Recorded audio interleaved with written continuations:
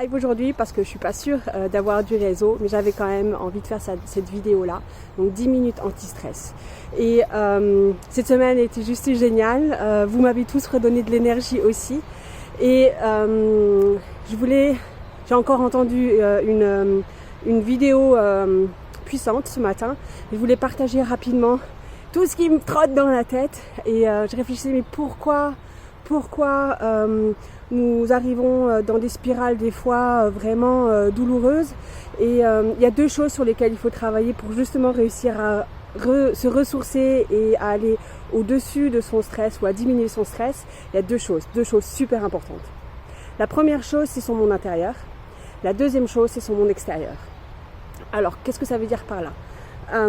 Sur mon extérieur, j'en ai, je crois, déjà parlé cette semaine, mais en tout cas, il faut s'entourer des bonnes personnes, n'est-ce pas ? Il faut s'entourer des bonnes énergies, il faut s'entourer des choses qui nous motivent. Et je l'ai déjà dit cette semaine, ça je sais. Le fait, par exemple, de regarder les informations. Moi, en ressortant de 20 minutes de 20h quand j'étais encore en France et que éventuellement je regardais les 20 minutes de 20, la demi-heure à 20h, je ressortais pas des informations en disant « Ouais, c'est génial, je vais casser la baraque, je vais y arriver, c'est parti !» Non, en général, c'est... On vit dans un monde de dingue, oh là là, elle est où la corde pour que je puisse me pendre, quoi, d'accord ? Donc éventuellement, c'est quelque chose qu'il faut éviter. Et c'est pour ça que je dis, moi je regarde plus les informations et je vais prendre les informations, pas ce qui désinforme et ce qui m'enlève mon moral, mais plutôt ce qui m'informe et puis me permet d'aller trouver des solutions. Donc ça c'est une des choses. Par exemple, si je suis...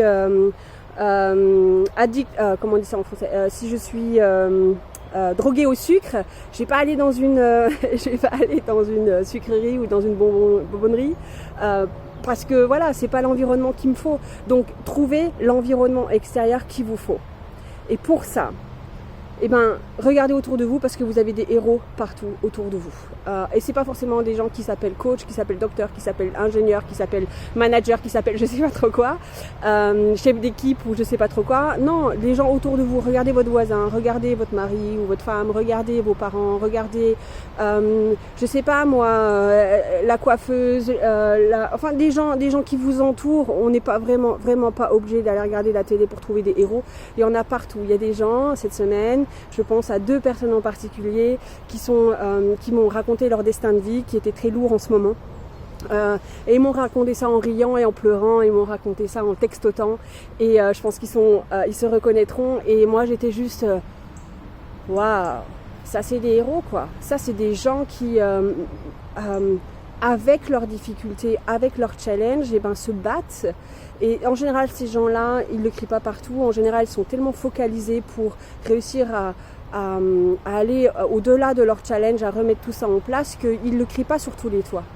Et ils ne savent pas qu'ils sont des héros. Et c'est des gens incroyablement impressionnants. Et moi, tous les clients qui viennent me voir sont des gens incroyablement impressionnants.